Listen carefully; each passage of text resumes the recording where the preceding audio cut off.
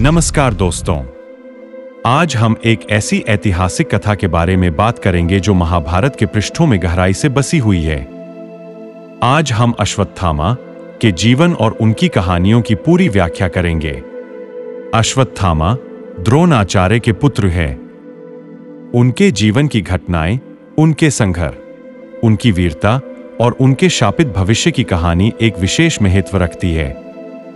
आइए इस यात्रा में हम अश्वत्थामा की पूरी कहानी को विस्तार से समझते हैं। अश्वत्थामा का जन्म महर्षि द्रोणाचार्य और उनकी पत्नी कृपि के घर हुआ था। वे बचपन से ही कुशल योद्धा और विद्या के प्रति अत्यधिक उत्साही थे। द्रोणाचार्य ने उन्हें युद्ध की तकनीक और शस्त्रास्त्रों का ज्ञान दिया।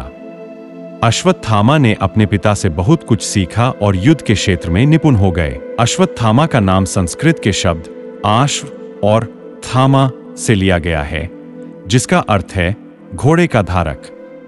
अश्वत्थामा को अपने पिता द्रोणाचार्य से युद्ध कला और शस्त्र विद्या की शिक्षा मिली। उनके प्रशिक्षण में न केवल शारीरिक बल बल्कि मानसिक और आध्यात्मिक बल भी शामिल था। अश्वत्थामा की कहानी युद्ध के दौरान बहुत महत्वपूर्ण है। वे कौरवों की ओर से लड़े और दुर्योधन के सबसे भरोसेमंद सहयोगी थे। अपने दुर्जेय कौशल के बावजूद अश्वत्थामा महाभारत में एक दुखद पात्र है जो युद्ध के बाद की घटनाओं के लिए जाना जाता है। उसकी कहानी जटिल और सूक्ष्म है, जो युद्ध की नैतिक दुविधाओं और परिणामों को दर्शाती है।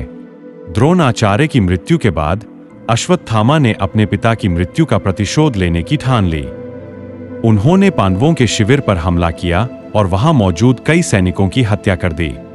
इसके अलावा वे अश्वत्थामा ने तंत्र मंत्र से एक दिव्य ब्रह्मास्त्र का प्रयोग किया, जो एक शक्तिशाली दिव्य अस्त्र था, जो पांडवों के लिए एक बहुत बड़ा संकट था। यह अस्त्र इतना शक्तिशाली था कि इसके प्रभाव से संपूर्ण पृथ्वी पर विनाश हो सकता था। पांडवों को इस स्थिति से बचाने के लिए भगवान श्री कृष्ण ने हस्तक्षेप किया। अश्वत्थामा की इस कुकर्म की वजह से भगवान श्री कृष्ण ने उन्हें शापित किया। शाप के अनुसार अश्वत्थामा को सदा के लिए पीड़ा और कष्ट में जीने का शाप मिला। उनका शरीर कभी मर नहीं पाएगा और वे हमेशा भटकते रहेंगे। यही कारण है कि अश्वत्थामा को चिरंजीवी कहा जाता है। यह शाप उन्हें उनके जीवन की सबसे बड़ी सजा बना। कहानी के अनुसार अश्वत्थामा आज भी पृथ्वी पर भटक रहे हैं और उनका जीवन लगातार दुख और कष्ट से भरा हुआ है। वे कहीं भी शांतिपूर्वक निवास नहीं कर सकते और हमेशा एक भयानक दंड भुगत रहे हैं। उनकी यह स्थिति उनके द्वारा किए गए अपराध का परिणाम है। अश्वत्थामा की कथा महाभारत के बाद भी जारी रही। उनका भटकना, दर्द और पीड़ा भारतीय पौराणिक कथाओं में एक स्थायी अंश है। कुछ मान्यताओं के अनुसार अश्वत्थामा की उपस्थिति के संकेत तब देखे जा सकते हैं जब अचानक अप्रत्याशित घटनाएं या प्राकृतिक परिवर्तन होते हैं। उदाहरण के लिए, काले बादलों का अचानक घिरना, अजीब मौसम के परिवर्तन या अन्य असामान्य घटनाएं हो सकती है। कहा जाता है कि अश्वत्थामा की उपस्थिति से जुड़े संकेतों में असामान्य स्वास्थ्य समस्याएं भी शामिल हो सकती है। जब लोगों को अजीब और गंभीर बीमारियां होती है जिनका इलाज सामान्य चिकित्सा पद्धतियों से नहीं होता, तो यह माना जा सकता है कि अश्वत्थामा की उपस्थिति हो सकती है। कुछ मान्यताओं के अनुसार अश्वत्थामा का दर्शन सपनों में भी हो सकता है।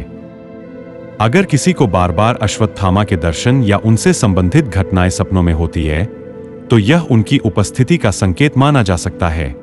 अश्वत्थामा की उपस्थिति के संकेतों का विश्लेषण करना एक गहन और विचारशील प्रक्रिया है। ये संकेत हमें उनकी अदृश्य उपस्थिति के बारे में सोचने पर मजबूर करते हैं और हमारे विश्वासों और धार्मिक मान्यताओं को पुनः परखने का अवसर प्रदान करते हैं। अश्वत्थामा की जीवन कथा और उनकी उपस्थिति के बारे में कहानियां और मान्यताएं भारतीय पौराणिक कथाओं का एक महत्वपूर्ण हिस्सा है।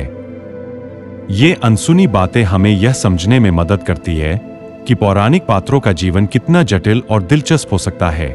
उनकी कहानी हमें यह सिखाती है कि व्यक्ति के कर्म उसके भविष्य को कैसे प्रभावित कर सकते हैं। उनकी जीवन यात्रा, संघर्ष और शापित भविष्य ने भारतीय पौराणिक कथाओं में एक अनूठा स्थान है। धन्यवाद दोस्तों। अगर आपको यह वीडियो पसंद आया हो तो कृपया लाइक, सब्सक्राइब और शेयर जरूर करें। आपके सुझाव और प्रश्न कमेंट सेक्शन में साझा करें। नमस्कार दोस्तों।